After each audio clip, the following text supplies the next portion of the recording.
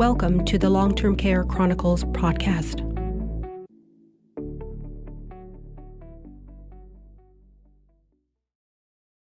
Chronicles, both Susan and Mary. And before we start, I'll get you both to just introduce yourselves and tell us a little bit more about reimagining dementia. So Mary, do you want to go ahead first? Sure. My name is Mary Radnofsky. I am a dementia rights advocate living in Alexandria, Virginia, because I am a person living with dementia for the past 15 years. And I'm interested in human rights, but in approaching people through creative and well-being perspective. Okay, thank you. And Susan? I'm Susan Massad. I'm a retired primary care physician. I retired maybe 6 years ago.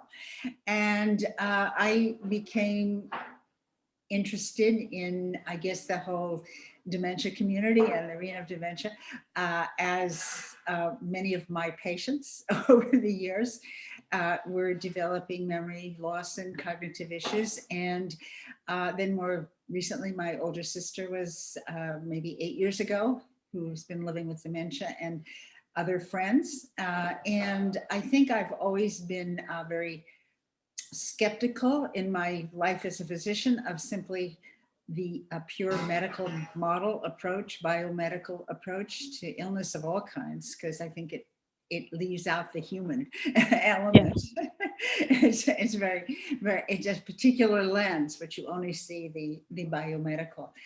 And so I think when I became more involved in the dementia conversations, I found them very wanting. We needed to do something else, that we needed more creativity.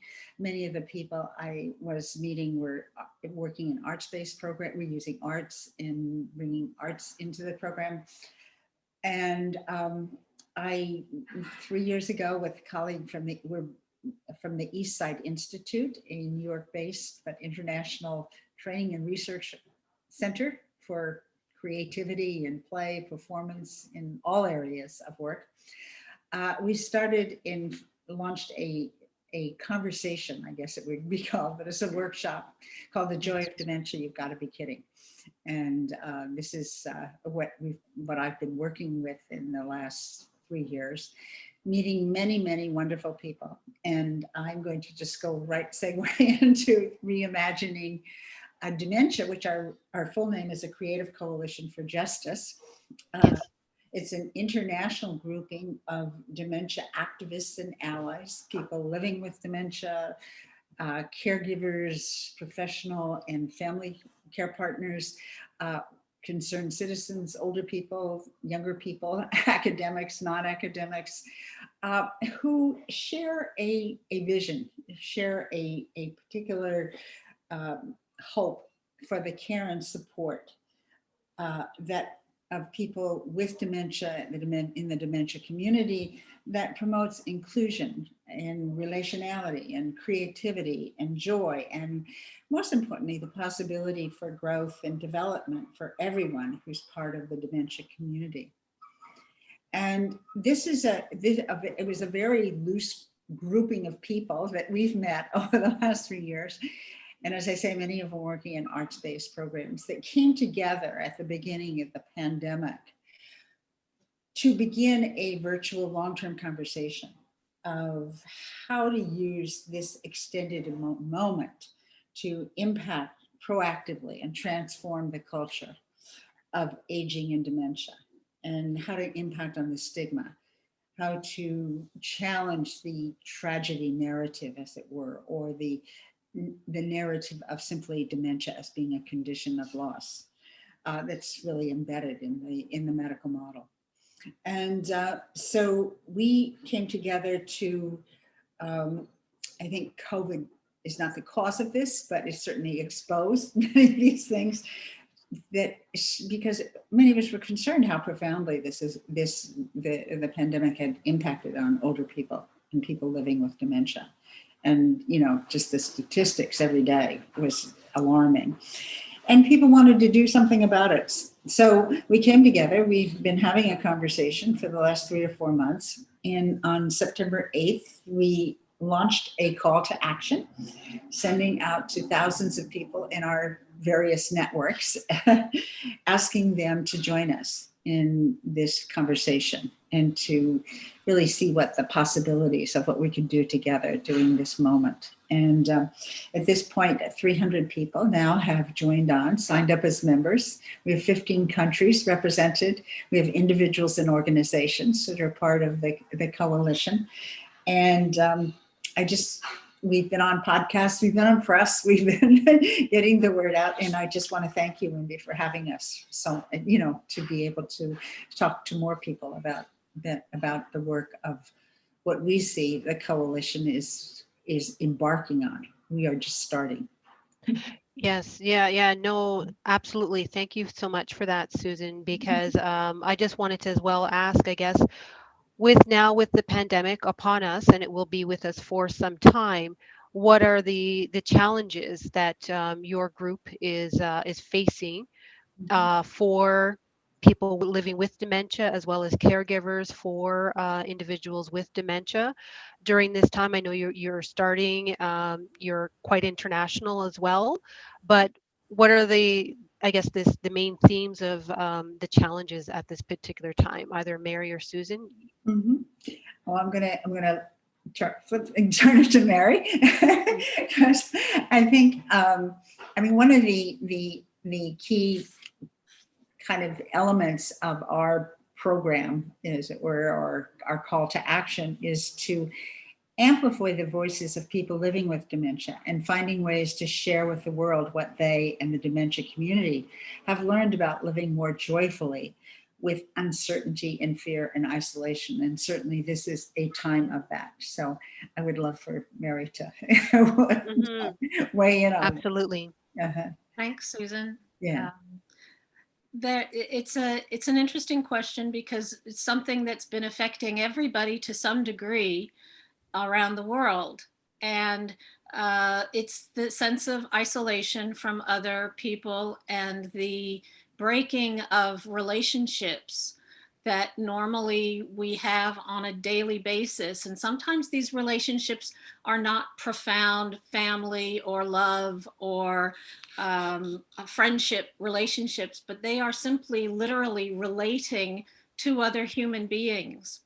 And it's a need for people, and it's a natural thing that everybody enjoys.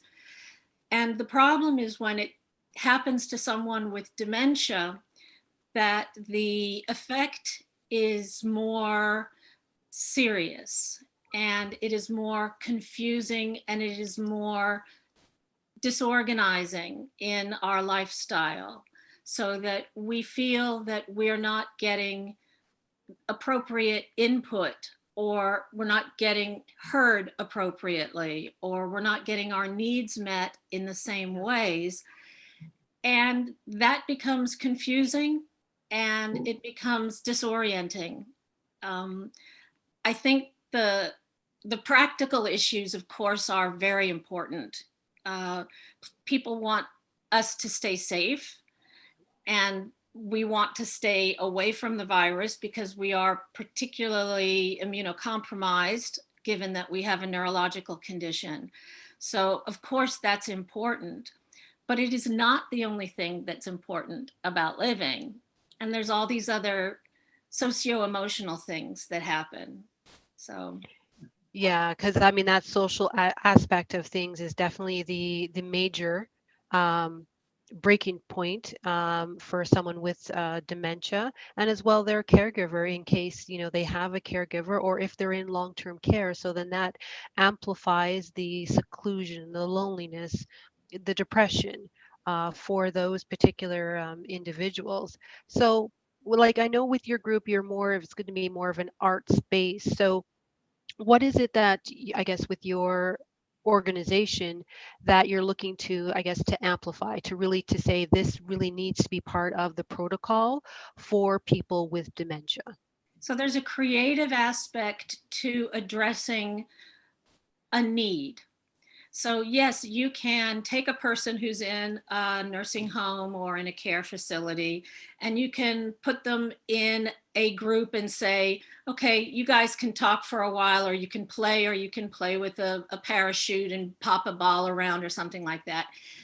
That's mechanical. And, something is better than nothing. But the purpose of our coalition is really to bring together the best of these minds all around the world in different nonprofits and in different university settings and in different experiential settings, to find out what we have been doing that we can bring as a group to best practices or innovative practices. Because sometimes one thing will work for one member of a group, but not for another member. And so it does involve trying different modes of communication, different modes of expression, and addressing our human rights to be able to participate in the community of our choice. And sometimes it's not always of our choice, but in the community in which we live. Yes. And so this global community that is being created is sure to address the multicultural aspect of it, the diverse nature of it, and of course all the ages. I obviously developed dementia as younger onset, so I was 47 when I first developed it.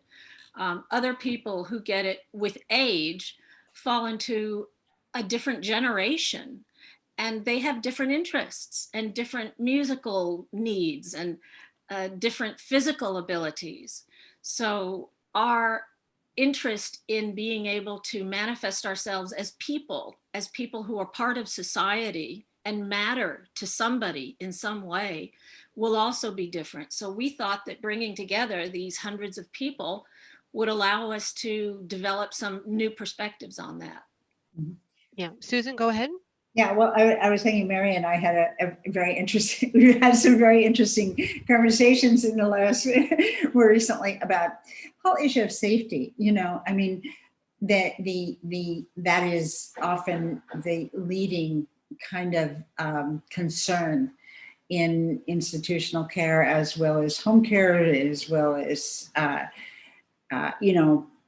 the care partners are, particularly in the profession, are taught the fundamental issue is safety, and that we have to be more creative. I think we have to bring more creativity to this, because simply safety as the only issue, and I'm out for safety, but we have to look at what, and many people in the coalition, that's what's the other part I love about it, are engaged in some very creative and interesting work, bringing that to institutional care, to their practices, to their organizations, and to take all of that, to really use our coalition to, we call it, give it leverage this.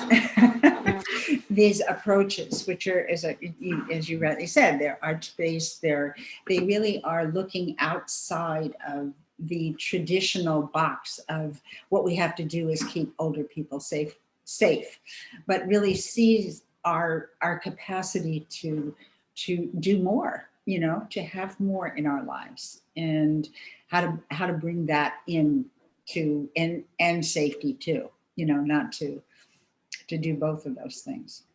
Exactly. And this would be just for people in the community as well as in congregate settings, whether it's long-term care or retirement homes, right? Because during this pandemic, I know that in some, depending on where you are, you might be entering into the second wave of what they're calling this, right?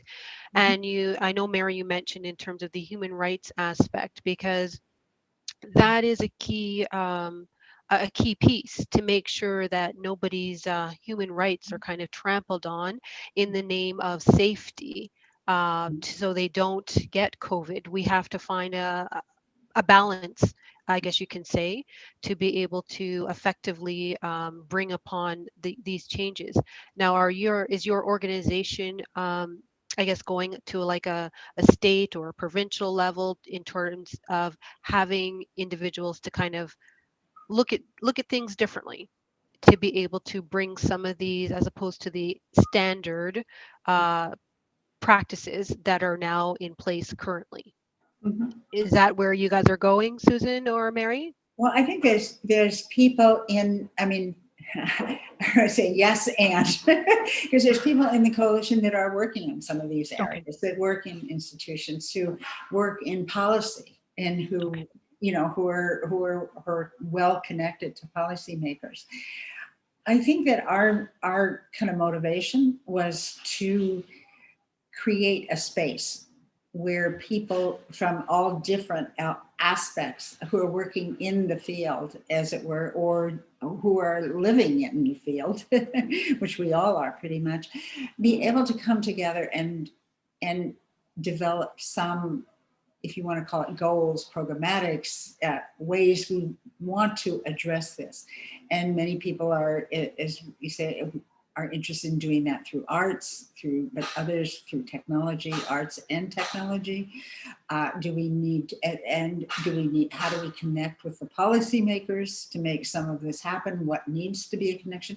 So we are at this point, we are very emergent in that. And we're going to be, at the end of the month, bringing our 300 plus members and anyone else who would like to join this together for some conversations. Yeah. Okay. And different conversations so that different parts of the world can, participate in that. Because we didn't start with, we're going to do this. This is what I think our mission is, to impact on the culture. How you do that, it's probably, there's a million different ways, but I think many of us are committed to finding some approaches that are working, and really seeing whether those could be the rule, as it were. Because there's many, what I've discovered, there's many creative and innovative programs that are going on right now. If you hear about people. Is that the order of the day, though, or is that across the board? No. How do we leverage those? I guess is some ways. Yeah. Exactly. Mary? Mm-hmm. Yeah, absolutely. Susan has encapsulated it quite well. Mm-hmm. There's a general focus through many of the major fundraising organizations around dementia to focus on the carers, what we call the care partners, and not just caregivers. We don't use the term caregiver in our community because that implies a one-way direction of caring, and a one person who is dominant over the other. And so we use the term care partners because that acknowledges that the person with dementia also has something to contribute to the relationship. And we get back to this notion of connecting to people and relationships. And so developing a relationship, sometimes with just one person, if there is only one other person in the home, like daughter taking care of her mother, for example, then that relationship can be strengthened in creative ways that benefit both the person with dementia and the care partner. And we see this as not a set of tricks. It's not just a bag of tricks. It's actually a new way of looking at relationships. And it makes for an ultimately happier person, but also it creates a greater sense of well-being for both people. And this sense of well-being is the direction that we want to go in helping people establish a baseline of contentedness, given the fact that they are in a progressively declining cognitive state. But there are many other aspects to human beings other than this frontal lobe that allows us to, think complex thoughts and articulate them and talk about complex things. So people are very talented in many ways that don't involve, high intelligence. So we want to acknowledge that. Yeah. Exactly. So you're basically looking at it's more going to be person-centered driven to be able to assist that particular person with dementia? Is that Person-centered is a term that we find ironic. okay? You're not centering on the person. What are you doing? Yeah. Right. So that's sort of that's the absolute goes without saying. Yeah. Like if there's a fire, you want to get out. That's the baseline. But after that, you want to make sure you do a bunch of other things too. You know, put in new safety valves and water sprinklers and things like that. So Well, I think so moving to a acknowledgement that this is a whole person. This is a person who has the right to self-expression and participating in sports and in cultural activities, and that includes music and dance, and being able to socialize in his or her own way, which is not always by talking, right? There may be aphasic people or nonverbal people, and there are ways to communicate and express yourself and to also understand somebody who isn't verbal, that can be taught in these creative ways, which also go to improve the relationship. Yeah, I think I just want to second that I think our, the person-centered is people are people, and they should be centered on. We should be acknowledging the personhood of everybody we're engaged with. I think that relationality, the relationship, I would say is more the kind of what I find is often lacking. And that if we're, as Mary said, we both, it's a relationship, and we both have something to teach each other and learn from each other. You're not the problem and I'm the problem keeper, but that we are two people doing this together.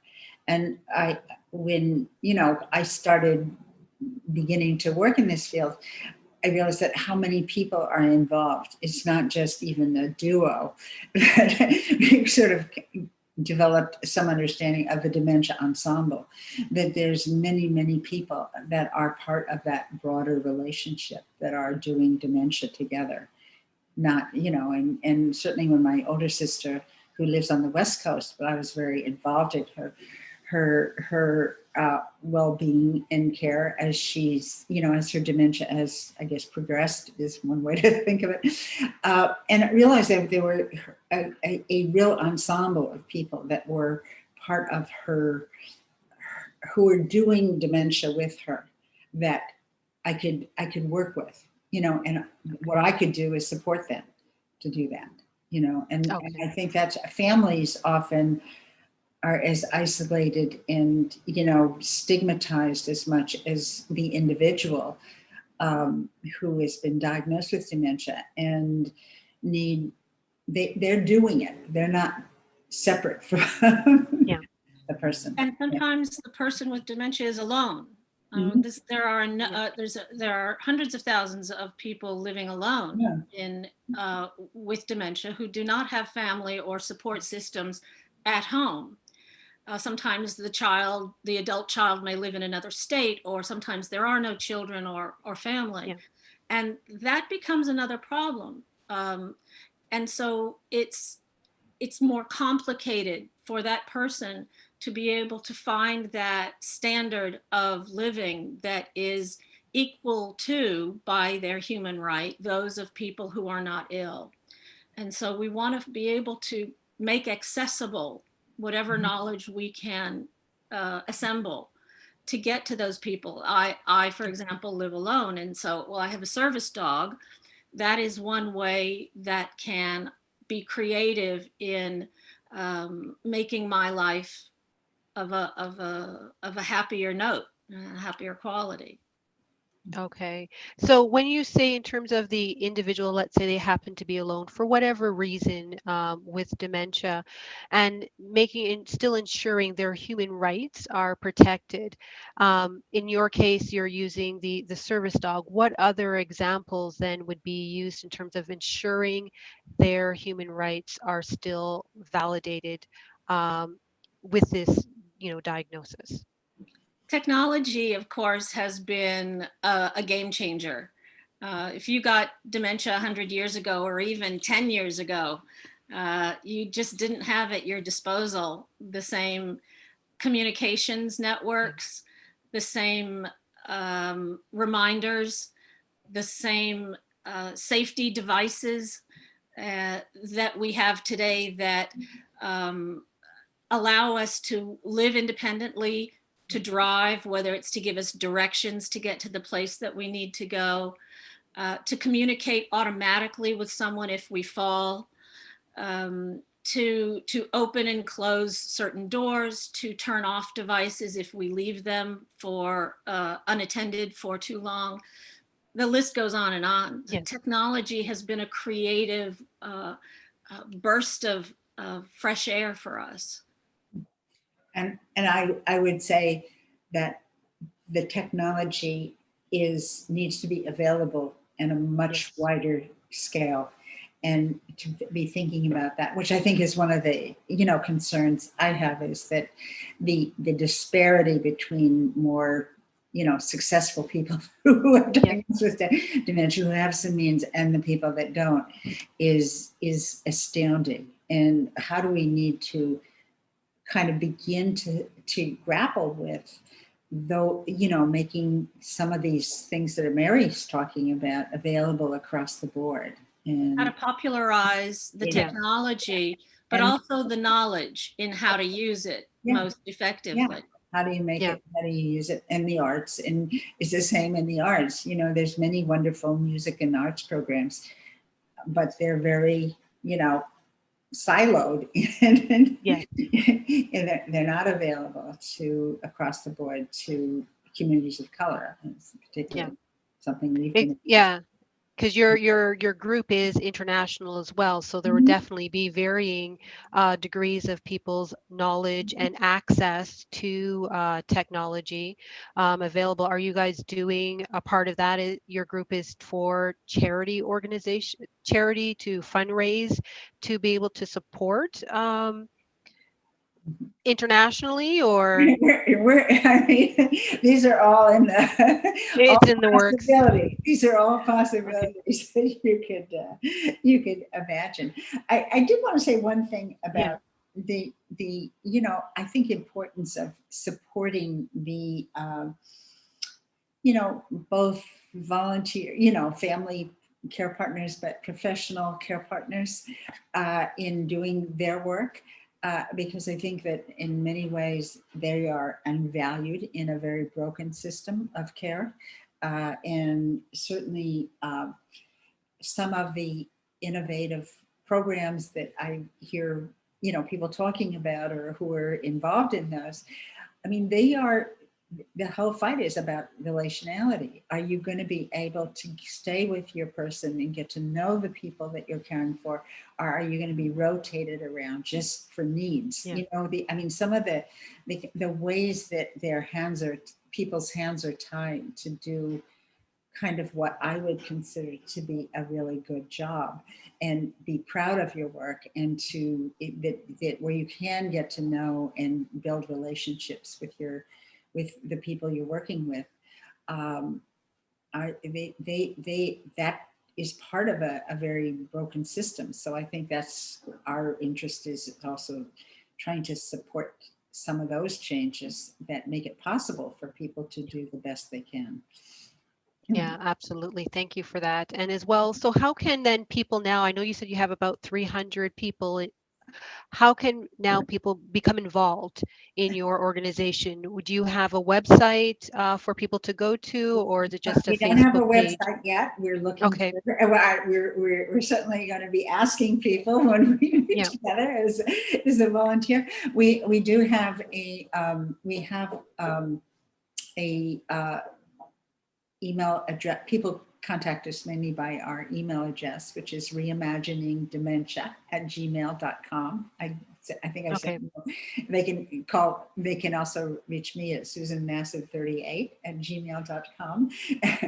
And I also put up, Mary, your email address, if we can show that.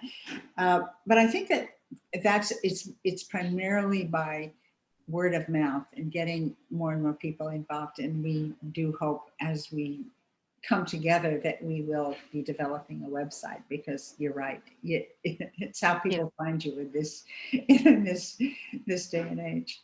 Are you on any other social media such as Twitter or Facebook? So I'll put that in the byline so people can be able to do that.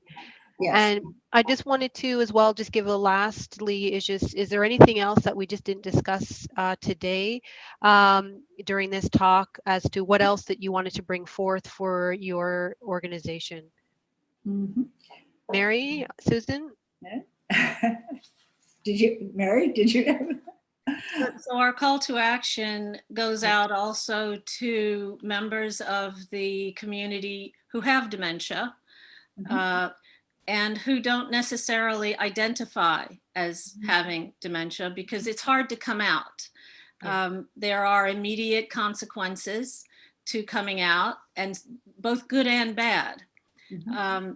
The good ones are that you find that there is a very supportive and fun and creative community of people with dementia who are like me and still able to speak. We do have certain neurological problems and getting confused with time and other things.